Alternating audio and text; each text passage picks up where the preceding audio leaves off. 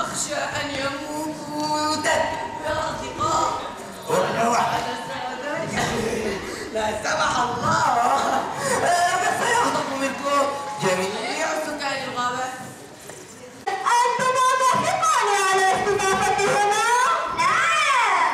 حسن، هيا اذهبا واطلبا من هذين الضيفين الدخول إلى الحقل. على أفضل وأحدث وسائل القتال. وبذلك نتساوى جميعا.